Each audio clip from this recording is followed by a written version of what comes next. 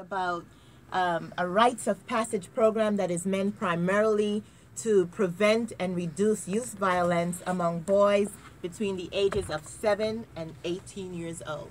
Okay? So we have a lot of programs that are designed to help the youth in terms of violence. The difference between my program and the other programs, although I'm not here to really point out those differences because this is a situation for all hands on deck. Of course. So I'm not really here to say this is why my program is what it is, but I know that it is what it is. Of course. Okay? So the first thing, what makes our program different is that we implement best practice strategies that are evidence-based, research-based, and data-driven. We also provide mentorship, scholarship, membership, and participation in various youth development organizations. We structure and plan innovative, hands-on activities, workshops, and events. These workshops are designed to reduce the probabilities of boys becoming both victims and perpetrator of this violence. Another thing that makes our program so special is that we analyze the data. So we love when we hear a lot of anecdotes and a lot of this is what happened and that's what happened, but we also know that everything that is recorded is not reported. Exactly. So what we try to do, we try to go in there and we use the Center for Disease Control Measurement System where we are going in and we're analyzing the data so that we can actually utilize the best practices. We create lifelong partnerships nationally and globally, and we are very, very proud of this, the national and global perspective, which we will speak on a little later. And so that's one of the things the process is about. Mm-hmm. And how can young men between the ages of 7 and 18 join the program? Young men between the ages of 7 to 18 can join the program. We have several delivery models. So the first delivery model is library program. So we have a program that is specifically where they meet us in the library. So we talk about the community library workshop. And this is a workshop where I have a relationship with the libraries within the communities, and I go to the librarians and I said, this is the program, and we would like the boys that come into the library to come in and be part of this program. So any student, any young man within the community that is going within the library can have access to this program. That's just one. Mm-hmm. That's one of our delivery. Another way the young man can join this program, we have something that is called the School Session Workshop, where boys who have been identified by administrators within the school system, where they've been identified as being at risk for attendance, graduation rate, behavioral difficulties, the administrators are going to point them out and they can take the process as an elective program for credit. So that's the second way. Okay. Then we have our weekend group sessions where we learn etiquette, and we give this at the YMCA. We're just looking, at the end of the day, we are seeking areas within the community where we can house our program. And ultimately, my cry to Baltimore, please give the process a home. Please give the process a home. We're looking for a home. Here it is. I'm running to the library. I'm even in the hospitals. When the students come in and they're in the hospital, I'm there giving them out. I saw a young man the other day. His name is Brandon Hall, and he works at St. Agnes Hospital. And he just said, you know, Miss Charmaine, I'm looking for a girlfriend. Tell me what to do. Tell me how that is done. And I see that they're hungry. And when I was finished with Brandon, I saw a complete transformation. He had already gone through the process. Wonderful. You know, so I'm here and there. I'm a community servant. My degree and my background is education, which I will speak about later, but it's also public health, and youth violence is a public health issue. So wherever the youths are, we are there. Well, I just want to say I commend the premise of the program, and it's definitely very timely. Thank you. Given what's happened currently in Baltimore. Yes. And I think it's a breath of fresh air. Amen. We need to groom our young men and, Yes. and instill in them that everything is a process. Absolutely. And that when you follow processes accordingly, you'll reap the benefits of it. I think so. I think that's wonderful. I think so. And the thing about the process is that we're not here focused on the violence. We understand the violence is here. Right. We see it in the media every 5 minutes. Don't do this, don't do that, don't do that.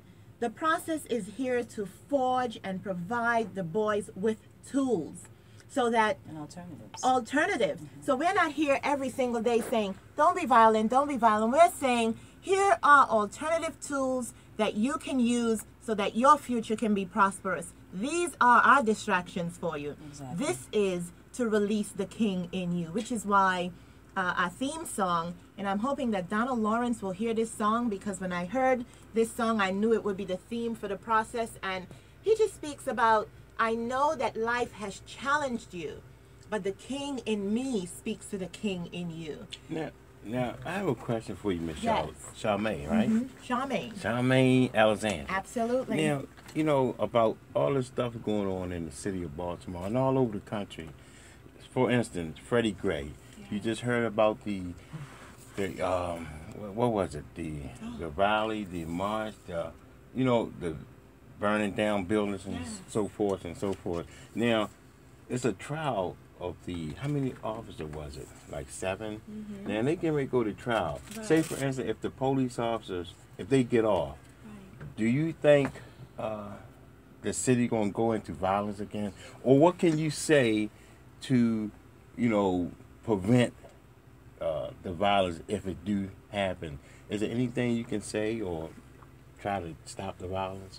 Well, just to address the trend, and this is why I spoke about the process being nationally and globally, because youth violence is a public health issue within the entire world, especially within disenfranchised communities. So if it's not going to be here, it's going to be there. It's really like a landmine situation. So what I'm saying is that we need to establish programs, not just programs that where the attrition rate is very, very high. We need to establish programs that are sustained on an ongoing basis. The whole purpose behind the process is prevention. We are not waiting until the bomb drops to pick up the pieces. We're saying this, which is why I'm beginning from age 7. Within the United States of America, the 3rd grade is really a major marker for how many prisons are going to be built, who's going to be passing what tests. And so things are positioned for these boys just in case they get into trouble. So I would like the process to be such an institution that is positioned before so that there will be none of this. Well, we have a caller who wants to join the conversation. Absolutely. Good afternoon, Leo. How are you? Yes, good afternoon, Brother Larry. Good afternoon. Good afternoon to everybody, and including your guest. I have a question of your guest. Yes. And I wanted to know, when you start categorizing violence, when and if we have cases of senseless, illegal police violence, is that also to be considered a part of the discussion with regard to public health? Can that be categorized along with the youth who commit acts of violence as a threat to the public health and safety? Well, all violence is a public health issue because of its radiating effects. So when we have a young man who, I went to a public safety meeting the other night with the mayor. I wasn't able to get a word in edgewise. My hand was ringing off of my shoulder. I raised my hand, but I just did not get an opportunity to speak. So thank you very much for giving me this platform. Sure. But what I'm basically saying is that whether it be the police that are doing the murders or the young men that are doing the murders, the community is impacted, the world is impacted. And when I stood there in that meeting the other night and I heard a mother get up and say that perhaps maybe it was a cousin, I'm not sure who it was, but some type of relation, was shot in his head 16 times. 16 times. I'm here to say it is a world issue, whether it be the police, whether it be the students, whether it be the mayor, whoever it is, we need all hands on deck. That's what I'm saying. All right, I thank you for that. You're very welcome. You can drop it. So if you like to call in, here's the number, 410-481-1010. That's local long distance, 1-877-704-1010. Always streaming, always on time. World Wide Web, www.wolbbaltimore.com. So, Ms. Alexander, what do you need now to put this program in place in Baltimore? This is your platform to appeal to politicians, decision makers who can make your program come to life. So please talk about that.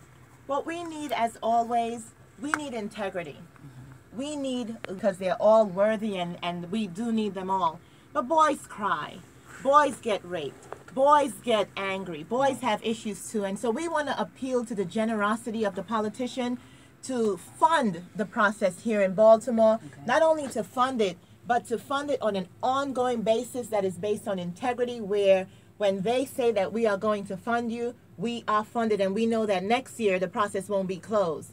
So that's one of the things that we need for the process. In addition, we need a home for the process. That's what we need.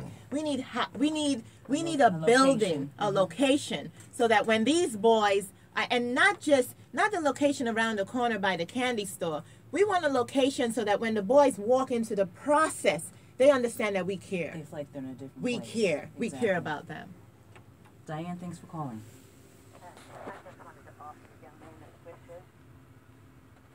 Okay. The Lord says, I will teach you in the way you should go, with a watchful eye upon you. Be not like a horse or mule, which needs to be curbed with bit and bridle, or it will not eat. Thank you. Thank you. Thank you. Thank you. Yes. Ernest, thank you for calling. The only thing about scriptures and religion is that the people that was doing all the writing of the Bible never spoke to Jesus of Nazareth. Never spoke. Never had anything to do with it. It was decades, hundreds of years later that they came out with it. And they don't know who even wrote these scriptures. They say Matthew, Mark, Luke, and John, but nobody really knows, according to the historians. But getting back to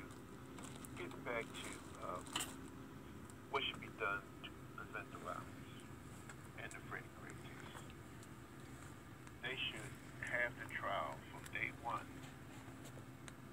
all of the trial on television, so that people can sit down and look at it, the ones that can't go to court, and listen to the testimony, and have an idea that even if they he asked the question, what do you think will happen if the police got off? I mean, you can't say hopefully a program like this is gonna. You got to take preventative action, and the preventative action is just like they did in the O.J. Simpson trial. You have to have open court where people can see and listen to the testimony and see how the case is being pursued by the prosecuting attorneys. No problem. Thank you for calling. You have something to say, Pastor Yancy? Yes, I heard you say that. You can talk to the mic. I'm sorry. I heard you say that you are looking for a home for your yes, ma'am. Project. Yes, ma'am. Well, we have a facility. It's not a huge building, but we do have some empty spaces that you might want to take a look at. Thank you. Located at 833 Washington Boulevard. Thank you. The name of the church is the New Solid Rock Pentecostal Bible Church. Yes. You are welcome. Thank you so much. Thank you so much. Thank you. Bobby, thanks for calling. Yes, ma'am. Thank you for taking my call. No problem, sir. I think one of the problems for the thing, I think that justice, community like Tantown, Will Justice, we need to be educated on this process. As you all know, that those witnesses is never going to come up in court. They're going to have a judge trial. And no one has even talked to this. The frustration level in Tantown, Will Justice is so high because the cost of this is not just about celebration. So to answer your question, those young men and women, they are going to fight. And they're going to fight. And no one, including this man, has come to Tantown to speak to represent the Tantown in a totally different perspective by this process than talking by the former. Thank you very much. Thank you. I just wanted to speak on the issue of what's going to happen. What has happened, as dreadful as it is, has happened. And we're not going to minimize it in any way. We cannot tell people, don't do this and don't do that. But what I'm saying, this program is based on prevention. Exactly. Being at the right place at the right time. And with regards to the police, a lot of these young men, when they are approached by the police, it's about being angry. It's about being more of a man than the police.